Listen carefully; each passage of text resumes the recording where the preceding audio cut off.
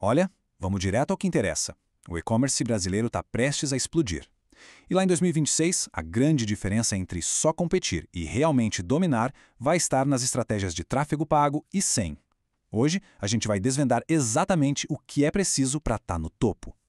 258,40 bilhões de reais. Guarda bem esse número. Essa é a projeção da ABECOM para o tamanho do mercado de e-commerce no Brasil até 2026. A oportunidade aqui não é só grande, gente, ela é transformadora. Então, com um mercado desse tamanho, a pergunta que não quer calar é como é que se pega uma fatia desse bolo, né? Porque não se trata mais só de participar. O jogo agora é de conquista. E é exatamente disso que a gente vai falar. Para a gente traçar esse caminho, nosso mapa vai ter 5 pontos principais. Primeiro, a gente olha o cenário para 2026. Depois, mergulha no motor do crescimento, que é o tráfego pago. Em seguida, a gente passa para as estratégias-chave para dominar, ver as métricas que realmente importam e, para fechar, como preparar a operação para o futuro. Bom, vamos começar pintando o quadro de 2026. Pensar num campo de batalha, só que cheio de oportunidades. O crescimento é praticamente garantido, só que com ele vem uma competição muito, mas muito mais acirrada e um ambiente bem mais complexo de navegar. A gente está falando de mais de 100 milhões de pessoas comprando online aqui no Brasil. É gente pra caramba. Só que tem um porém. Alcançar essa galera tá ficando cada vez mais caro.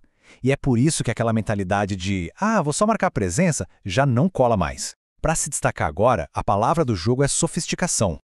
E onde que começa essa sofisticação toda? Bom, começa aqui. Tráfego pago e SEM, o famoso Search Engine Marketing. Pensa neles não só como canais, mas como o alicerce, a base para construir uma liderança de verdade que seja sólida e que dure. O tráfego pago, na sua essência, é o combustível do e-commerce. É o fluxo de visitantes qualificados, gente com potencial de compra que chega na loja através de anúncios pagos, impulsionando o crescimento de um jeito previsível e escalável. E a diferença para o tráfego orgânico é gritante, né? O orgânico é tipo plantar uma semente, leva tempo para germinar, para crescer. Já o tráfego pago é um interruptor. Ligou, o resultado aparece. Imediato e totalmente mensurável. No mercado competitivo, essa velocidade é crucial. Ok, agora que a gente entendeu a base, vamos abrir a caixa de ferramentas do domínio. É aqui que a gente separa as lojas que só sobrevivem daquelas que realmente lideram o mercado. E a primeira ferramenta dessa caixa, gente, é o Performance Max, ou PMax. E olha, essa é talvez uma das maiores inovações do Google Ads para e-commerce nos últimos anos. Entender o poder disso aqui é fundamental. A mágica do PMax está na inteligência artificial. Ela distribui os anúncios por todo o ecossistema do Google. Na pesquisa, no shopping, no YouTube, no Gmail, no Discover, ou seja, ela alcança a pessoa no momento exato da decisão, não importa onde ela esteja navegando. E o resultado disso? É número na veia. Segundo o próprio Google, as campanhas PMax geram, em média, 18% a mais de conversões usando o mesmo investimento. No mercado de margens apertadas, isso pode ser a diferença entre o lucro e o prejuízo. Mas o PMax não joga sozinho. Para dominar mesmo, a abordagem tem que ser integrada. O Google Shopping captura a intenção de compra. Os anúncios da Meta criam o desejo e o remarketing, o remarketing é a peça final que fecha o quebra-cabeça da conversão.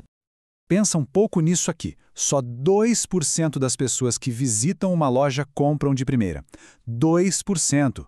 Os outros 98% precisam ser reengajados. Dominar o remarketing significa dominar a jornada de compra da esmagadora maioria do público. E não é só uma necessidade, é uma questão de eficiência.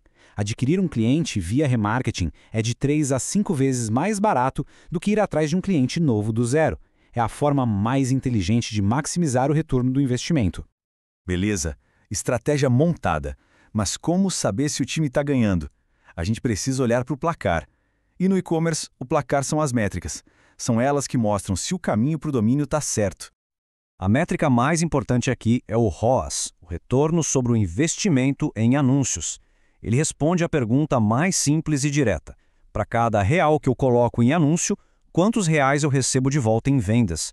Por exemplo, um ROAS de 4 para 1 significa que cada real investido gerou R$ 4 de faturamento. Simples assim.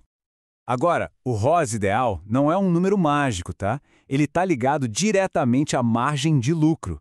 Se a margem é de 25%, um ROAS de 4 para 1 é o ponto de equilíbrio. Mas para dominar, a meta tem que ser mais alta. A gente tem que mirar em 5-1 ou mais. Isso transforma a métrica numa ferramenta prática de gestão.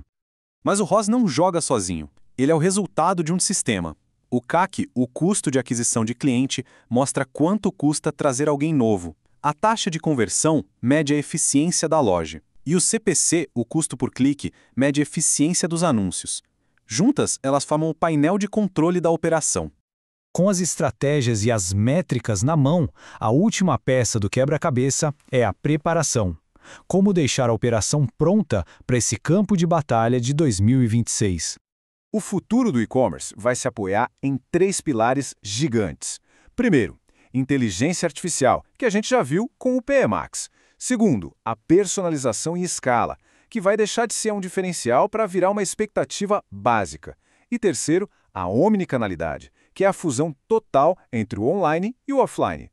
Só que não adianta nada ter a melhor estratégia do mundo se a fundação for fraca. E a fundação é a plataforma da loja. Um site que carrega em menos de 3 segundos. Uma experiência no celular impecável. Um checkout sem complicação. E as opções de pagamento que o cliente realmente usa, como o Pix. Isso é o básico que sustenta o domínio. E com isso, a gente volta ao início. O mercado de 2026 vai ser imenso e a competição feroz. As estratégias e as ferramentas estão aí, disponíveis. A pergunta final, então, não é sobre o mercado, mas sobre cada negócio. A operação está sendo construída para dominar ou para ser só mais uma na multidão? A escolha é essa, e o futuro do negócio depende dela.